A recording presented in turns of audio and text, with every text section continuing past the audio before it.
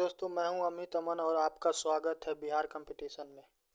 तो आज हिस्ट्री में हम लोग क्या देखने वाले हैं। आज हिस्ट्री में गुप्त वंश होगा और प्राचीन भारत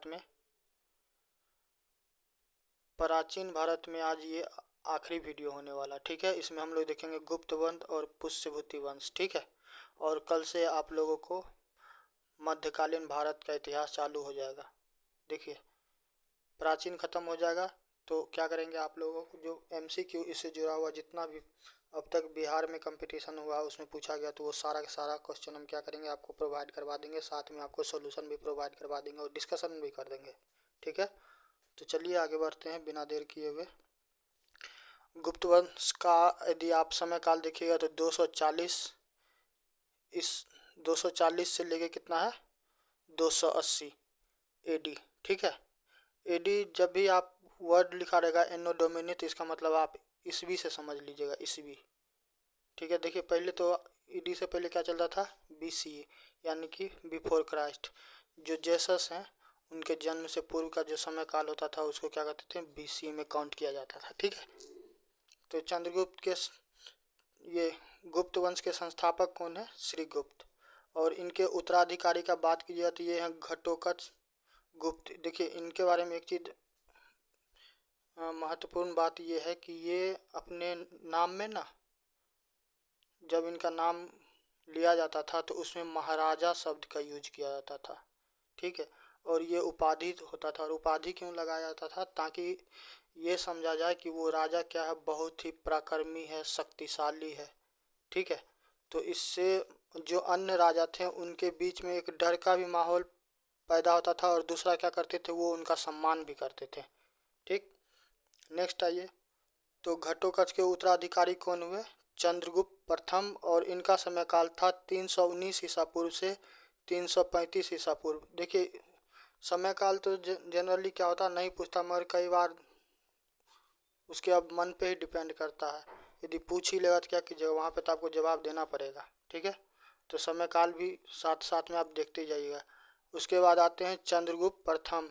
ये गुप्त वंश के वास्तविक संस्थापक हैं। जब भी आपको वास्तविक संस्थापक का बात किया जाएगा तो आप इससे ये समझिएगा कि देखिए, वास्तव में तो गुप्त वंश के संस्थापक कौन है, श्रीगुप्त हैं। लेकिन जब वास्तविक बोला जाता तो यहाँ पे ये समझिए कि इनके द्वारा कुछ न कुछ महत्वपूर्ण कार्य किया गया होगा, ठीक है।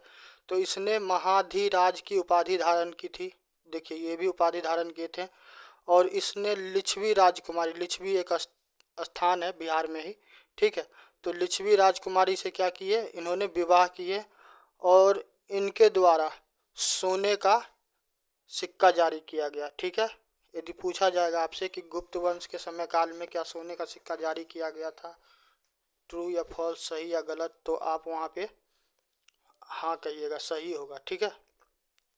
नेक्स्ट आइए।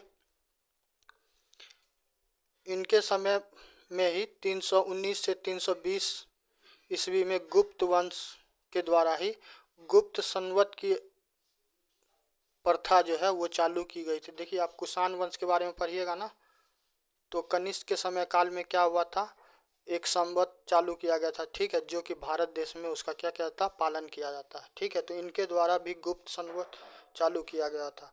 उसके बाद इनके जो उत्तराधिकारी हैं चंद्रगुप्त प्रथम के, तो वो कौन आए, समुद्रगुप्त। समुद्रगुप्त बहुत महत्वपूर्ण है। समुद्रगुप्त के बारे में आगे हम लोग देखेंगे। पहले इसका समय काल देख लीजिए। इसका समय काल कितना है, 335 से लेकर 380 ईस्वी, ठीक है। देखिए, ये जो समुद्रगुप्त हैं ये लिच्छवी दुहिता के नाम से जाने जाते थे। कई बार क्या होता है ना कि आपको उपनाम पूछ लिया जाता है। जैसे कि मौर्य काल का बात कीजिएगा, मौर्य साम्राज्य में तो अशोक जो थे, अशोका द ग्रेट किंग, तो उनका नाम प्रियदर्शनी था, ठीक है। तो ये नाम कई बार आपसे पूछ लिया जाएगा कि उसका उपनाम क्या है, ठीक है। तो आप याद रखिएगा, समुद्रगुप्त गुप्त को क्या बोला जाता था, लिच्छवी दुहिता, ठीक। इनके बचपन का नाम कांच था। इनके बारे में जो जानकारी मिलती है वो कहाँ से मिलती है, प्रयाग प्रशस्ति। और ये हरिसेन उस समय में एक राजकवि थे, उनके द्वारा रचा गया हुआ था, ठीक है। इनके द्वारा कुछ काम किया गया, जैसे कि 5 चरणों में। पहला तो ये उत्तर भारत के लिए अभियान किए, उसके बाद फिर दक्षिण भारत को विजय किए, और इनके द्वारा अश्वमेध यज्ञ किया गया। अश्वमेध यज्ञ का बात कीजिएगा तो इसमें साधारणतः ये कहा जाता था कि अश्व यानी कि घोड़ा, तो घोड़ा का क्या होता था ना कि बलि दिया जाता था,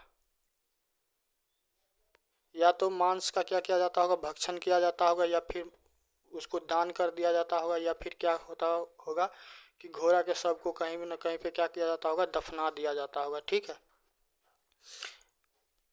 इनके द्वारा उपाधि क्या लिया गया हुआ था, अश्वमेध यज्ञ पराक्रम। समझ गए। महाभारत में आप देखे होंगे कि जब कर्ण जो है श्री बलराम का, जो कि कृष्ण भगवान के बड़े भाई रहते हैं बलराम का, उनका घोड़ा पकड़ लेते हैं, तो उन दोनों के बीच में क्या होता है, युद्ध का स्थिति पैदा हो जाता है। तो वो घोड़ा जो छोड़ते थे इसलिए कि वो घोड़ा जिस क्षेत्र से भी होकर गुजरता था तो ये मान लिया जाता था कि यदि कोई उसको नहीं पकड़ा तो वो क्षेत्र उस राजा के अधीन हो गया है। ठीक है। इनको कविराज भी बोला जाता था, और समुद्रगुप्त को भारत का नेपोलियन कहा जाता है। देखिए नेपोलियन के बारे में आप जब वर्ल्ड हिस्ट्री में पढ़िएगा तो नेपोलियन कई बार डिफीट भी हुआ, कई बार हारा भी, मगर वास्तव में समुद्रगुप्त नहीं कभी हारे। ठीक है।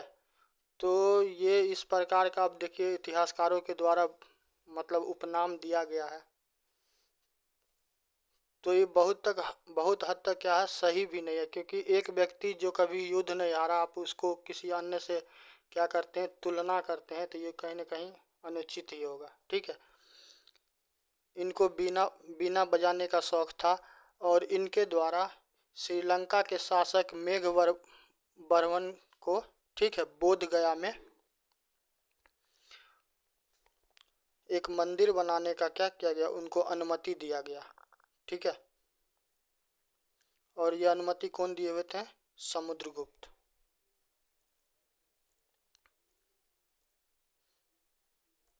नेक्स्ट देखिए, गुप्त वंश में श्रीगुप्त के बारे में तो आपको बता ही दिए, उसके बाद घटोत्कच आए, उनके बाद चंद्रगुप्त प्रथम आए, फिर आए कौन, समुद्रगुप्त।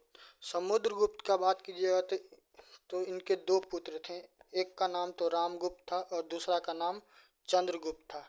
ठीक है। तो रामगुप्त जो था तो उनकी पत्नी का नाम ध्रुव देवी था, क्योंकि ये इनके बारे में, रामगुप्त के बारे में बोला जाता है कि ये कायर था। जब एक राजा के साथ युद्ध हुआ तो इसने क्या किया, अपनी पत्नी को उसके यहाँ मतलब भेज दिया, और खुद डर के मारे क्या किया था, छिप गया हुआ था। जब इस बात की जानकारी चंद्रगुप्त द्वितीय को पता चलता है तो वो अपने भाई का क्या करते हैं, हत्या कर देते हैं। ठीक है। और उनकी पत्नी जो थी ध्रुव देवी, तो उनसे क्या करते हैं, ये विवाह कर लेते हैं। ठीक है। तो चंद्रगुप्त, ये गुप्त वंश में समुद्रगुप्त के बाद कौन आया, समुद्रगुप्त के बाद आया चंद्रगुप्त द्वितीय। ठीक है।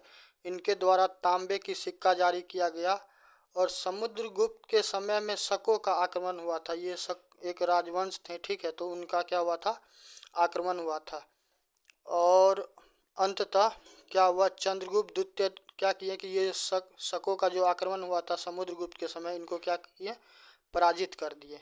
ठीक है। तो कुछ उपलब्धियां इनका देख लेते हैं चंद्रगुप्त द्वितीय का, कि इनके द्वारा समाज में क्या योगदान दिया गया। देखिए चंद्रगुप्त द्वितीय ने क्या किए, अपने भाई रामगुप्त का हत्या कर शासक बने, यानी कि वही आप जो उनके पत्नी के बारे में बोल रहे थे कि रामगुप्त की पत्नी ध्रुव देवी से क्या किए, विवाह कर लिए। क्योंकि उस वक्त का बात कीजिएगा तो जब किसी राजघराने की यदि स्त्री किसी और के पास जाती और वहाँ का राजा यदि डर से नहीं कोई कहता है एक्शन ले रहा था, आप समझ सकते हैं कि ये दर्शाता है कि वो कहीं ना कहीं क्या है, कमज़ोर है। और जब इस बात का जानकारी चंद्रगुप्त द्वितीय को पता चला तो वो सबसे पहले क्या किया, अपने भाई का हत्या कर दिए। कि जो व्यक्ति एक स्त्री का यानी कि अपने धर्म पत्नी का क्या कर सकता है, इज्जत का सम्मान नहीं कर सकता, तो वो फिर क्या आता है, राज्य को कैसे चला पाएगा। ठीक है। इनके द्वारा कुछ उपाधि लिया गया था, विक्रमादित्य का, देवगुप्त का, और परम भगत का। ये उपनाम याद रखिएगा, उपनाम आपसे कई बार पूछा जाता रहता है। इनके समय में देखिए कई बार आपको पूछ लिया जाएगा कि किसी विद्वान का नाम दे दिया जाएगा और पूछेगा कि वो किसके समय काल में थे। तो इनके समय काल में चीनी यात्री फाहियान आए थे भारत की यात्रा पे, ठीक है। और चंद्रगुप्त द्वितीय के समय में मेहरौली के आयरन पिलर का निर्माण हुआ था। लोहा का जो मेहरौली का स्तंभ है तो उसका निर्माण हुआ था, और वो कहाँ है? दिल्ली में, ठीक है। चंद्रगुप्त द्वितीय ने गुजरात में शकों को पराजित कर और चांदी के सिक्के जारी किए। अभी आपको बताए हुए थे कि समुद्रगुप्त के समय में क्या हुआ था कि शकों का आक्रमण हुआ, तो चंद्रगुप्त द्वितीय के द्वारा क्या हुआ? शकों को पराजित किया गया और इनके द्वारा चांदी का सिक्के जारी किया गया। चांदी के सिक्के को रूपक बोलते थे, ये नाम याद रखिएगा। चांदी का सिक्का को क्या बोलते थे? रूपक। और सोने के सिक्के को दिनार। आप गल्फ कंट्री में चले जाइएगा, जैसे सऊदी अरबिया, यूएई या फिर यमन, ओमान, ये सब जो देश है, तो उधर जाइएगा ना तो आपको कहता है ये दिनार शब्द आज भी सुनने के लिए मिलेगा, ठीक है। वहाँ के करेंसी को इसी दिनार शब्द से क्या किया जाता है? कह के संबोधित किया जाता है। चंद्रगुप्त द्वितीय के बात कीजिएगा तो उनके समय में ये महत्वपूर्ण है, ये आप स्टार कर लगा के लिख लीजिए और इसको एक एक व्यक्ति को क्या कीजिएगा? याद कर लीजिए। उनके समय में 9 विद्वान रहते थे, जिनको 9 विद्वानों की जो मंडली निवास करती थी उसको क्या कहा जाता था? नवरत्न। वर्तमान में बात कीजिएगा तो महारत्न, नवरत्न कंपनी होता है, ठीक है। जैसे केंद्र सरकार का पीएसयू वगैरह है, तो उसमें नवरत्न महारत्न का शब्द आज के वर्तमान के समय में इस्तेमाल किया जाता था। मगर उस वक्त क्या था, जो दार्शनिक थे, जो ज्ञानी बुद्धिजीवी व्यक्ति थे, तो उनको नवरत्न में शामिल किया जाता। तो पहला व्यक्ति कौन था? कालिदास। कालिदास का नाम सुने होंगे और इनके बारे में एक कहानी भी प्रसिद्ध है।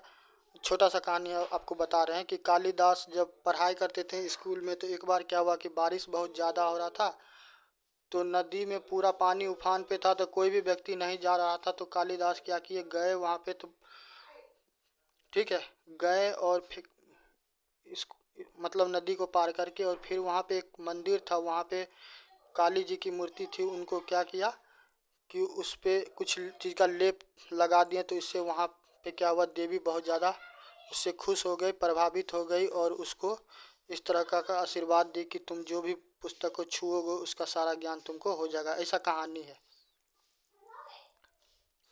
तो इस नाम को आप कालिदास का नाम क्या कीजिएगा? आप याद रखिएगा। कालिदास थे, उसके बाद कौन थे? आर्यभट्ट। उसके बाद वरामिहिर, अमर सिंह, वेताल भट्ट, शंकु, धन्वंतरी, ये सब क्या थे? प्रमुख व्यक्ति थे। इनके द्वारा कुछ रचित पुस्तिका है, तो आप उसको भी ध्यान में रखिएगा। कालिदास को भारत का क्या कहा जाता है? शेक्सपियर कहा जाता है। शेक्सपियर के बारे में आप कभी गूगल कीजिए या पता कीजिए, तो वो इंग्लिश के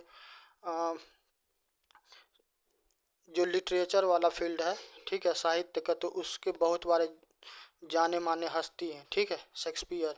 तो कालिदास को भारत का शेक्सपियर कहा जाता है। इनके द्वारा कुछ पुस्तक रचित किया गया, जैसे अभिज्ञान शाकुंतलम, मालविकाग्नि मित्रम। मालविकाग्नि मित्रम का कहानी हम पिछले वीडियो में बताए हुए थे कि मालविकाग्नि एक दासी थी, ठीक है, तो उससे प्रेम प्रसंग हुआ राजा को, तो वो वही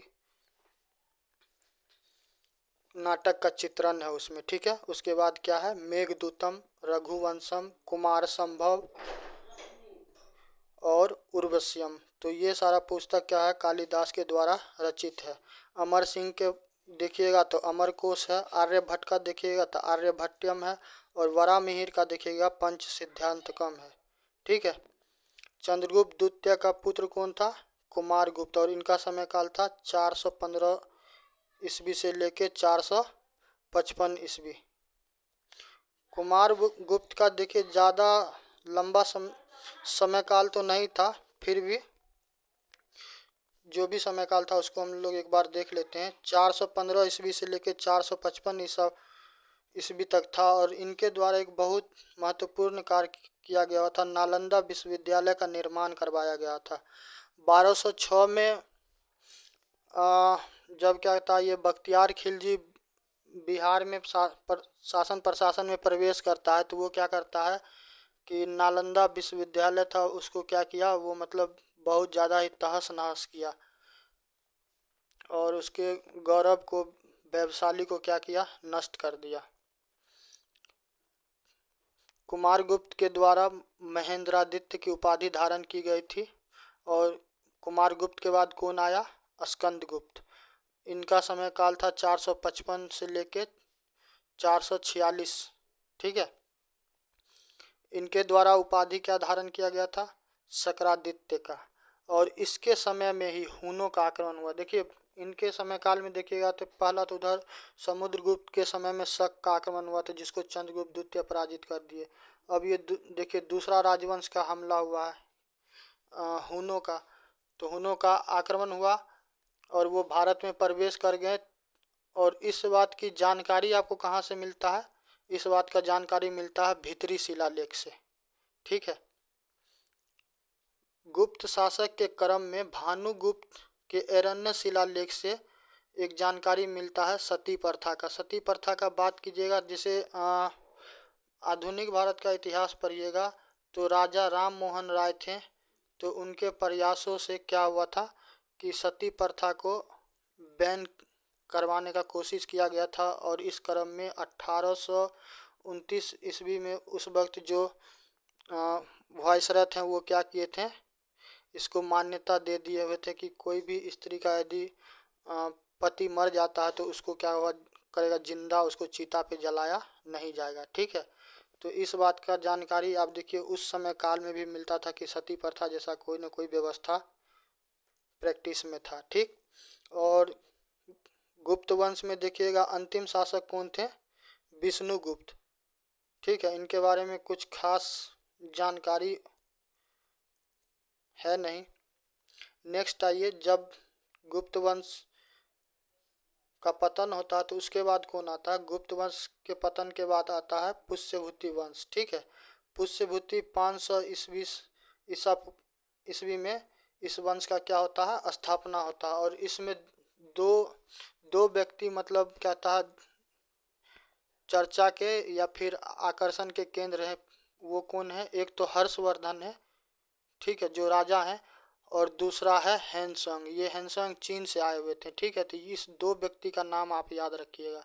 बाद में कि कुछ इसमें नहीं भी याद रहेगा तो ठीक है चलेगा। और बाणभट्ट के द्वारा एक पुस्तक की रचना की गई थी जिसका क्या नाम था? हर्ष चरित्र। हर्ष यानी कि हर्षवर्धन के बारे में होगा। देखिए जो भी राजा महाराजा थे उनके समय काल में जो भी दार्शनिक लोग होते थे तो स्वाभाविक है राजा को खुश करने के लिए कुछ न कुछ तो उनको करना पड़ता था। तो वो उनके जीवनी पे या उनके द्वारा युद्ध लड़ा जाता था तो उसको क्या करते थे, उस वक्त जो भी ताम्रपत्र वगैरह रहता था, ठीक है, या फिर पत्थर का यानी कि पाषाण का जो शिला होता था उस पर क्या करवाते थे? लेख को लिखवाते थे।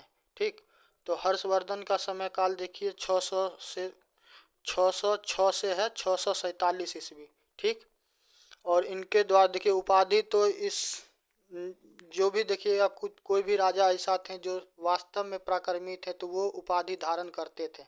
या फिर युद्ध के युद्ध को यादगार बनवाने के लिए क्या करते थे? कोई न कोई चीज़ का निर्माण करवाते थे। जैसे अकबर का बात कीजिएगा जो वो गुजरात में गए हुए थे और गुजरात में जब वहाँ पे क्या हुआ वो विजय प्राप्त किए तो वहाँ पे क्या हुआ? एक बुलंद दरवाज़ा का निर्माण करवाए। ठीक। तो इनके द्वारा कौन सा उपाधि लिया गया था? द्वितीय अशोक का। अशोक के बारे में आप जानते हैं कि अशोक के बारे में कहा जाता है कि अशोक अपने 99 भाइयों को मृत्यु के घाट उतारे थे और फिर जाके वो क्या हुए थे? शासक बने हुए थे। तो आप इसे समझ सकते हैं कि ये किस प्रवृत्ति के राजा थे। एक सेकंड। इसके समय काल में देखिए, इसके समय काल में चीनी यात्री हेनसोंग आए थे। तो ये हेनसोंग और क्या होता है आपको? हर्षवर्धन और एक व्यक्ति ये वानवटी। तो इस पूरे पुष्यभूति वंश में आपको ये तीन तीन शब्द सबसे ज़्यादा जरूरी है। ठीक है। इस तीन शब्द को याद रखिएगा तो इस टॉपिक से कोई भी सवाल आएगा तो आपका वहाँ पे हो जाएगा। इससे ज़्यादा एक्स्ट्रा कुछ नहीं पूछेगा। यदि राजधानी पूछ ले तो राजधानी आप थानेश्वर कह दीजिएगा। और थानेश्वर कहाँ है? वर्तमान के हरियाणा में। एक और राजधानी था उसका कन्नौज।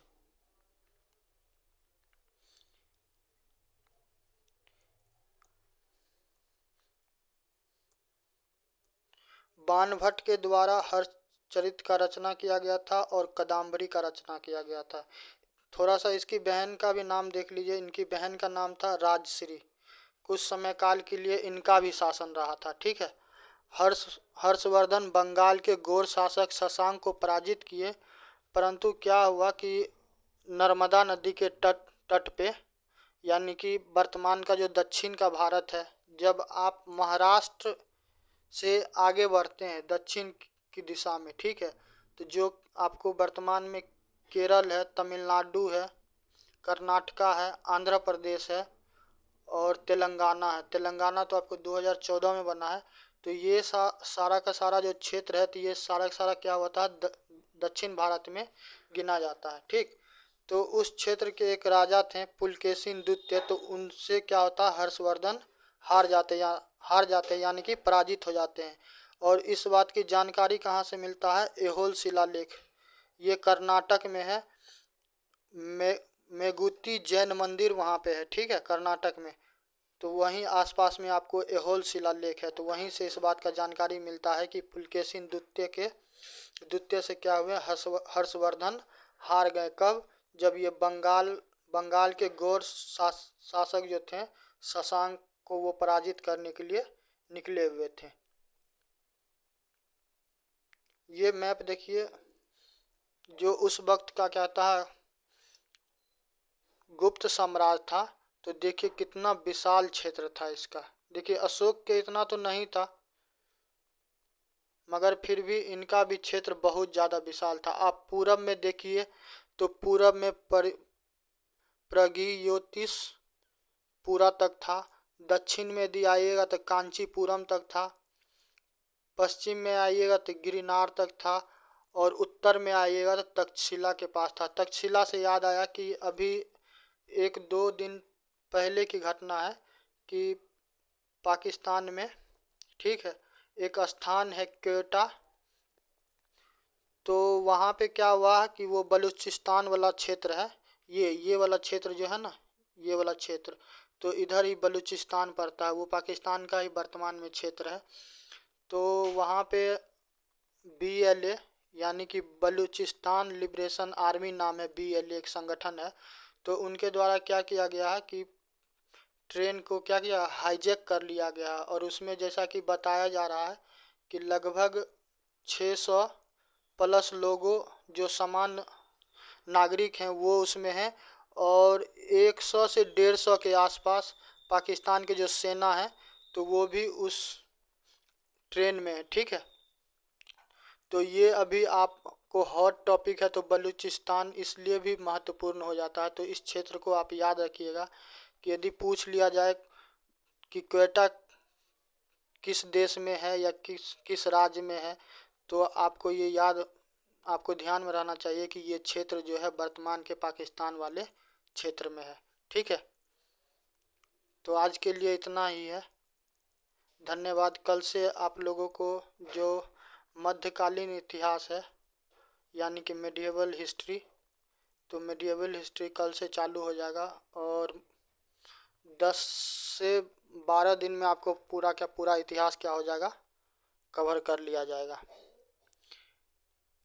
यदि वीडियो पसंद आता है तो लाइक कीजिए, सब्सक्राइब कीजिए। और कहीं पे किसी भी प्रकार का आपको दिक्कत होता है तो कमेंट करके बताइए। और बाद बाकी जहाँ तक इसका PDF का बात रहा, तो PDF आपको डिस्क्रिप्शन बॉक्स में हम बार बार बोलते हैं कि वहाँ पे रहेगा, तो आप वहाँ पे जाके क्या कीजिएगा, डाउनलोड कर लीजिएगा। धन्यवाद।